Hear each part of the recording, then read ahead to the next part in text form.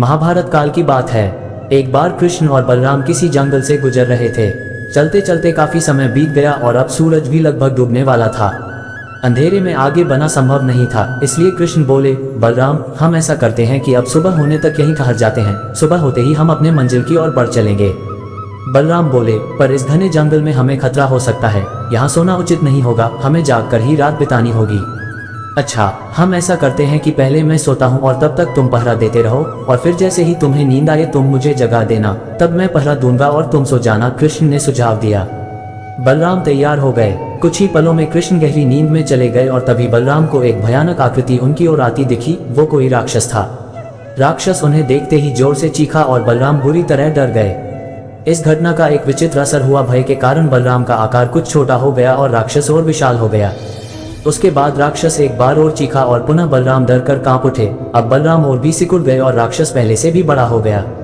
राक्षस धीरे धीरे बलराम की ओर बढ़ने लगा। बलराम पहले से ही भयभीत थे और उस विशालकाय राक्षस को अपनी ओर आता देख जोर से चीख पड़े, कृष्णा, और चीखते ही वही मूर्छित होकर गिर पड़े। बलराम की आवाज सुनकर कृष्ण उठे। बलराम को वहां देख उन्होंने सोचा कि बलराम पहरा देते देते थक गए और सोने से पहले उन्हें आवाज दे दी।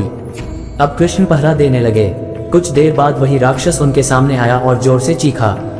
कृष्ण जरा भी घबराए नहीं और बोले, बताओ तुम इस तरह चीख क्यों रहे हो, क्या चाहिए तुम्हें? इस बार भी कुछ कृष्ण के साहस के कारण उनका आकार कुछ बढ़ गया और राक्षस का आकार कुछ घट गया। राक्षस को पहली बार कोई ऐसा मिला था जो उससे डर नहीं रहा था।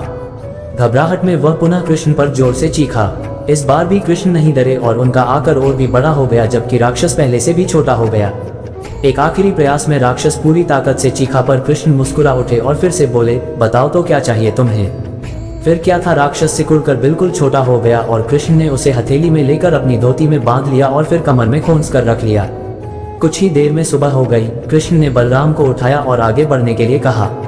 वे धीरे धीरे आगे बढ़ने लगे। तभी बलराम उत्तेजित होते हुए बोले, पता है कल रात में क्या हुआ था? एक भयानक राक्षस हमें मारने आया था।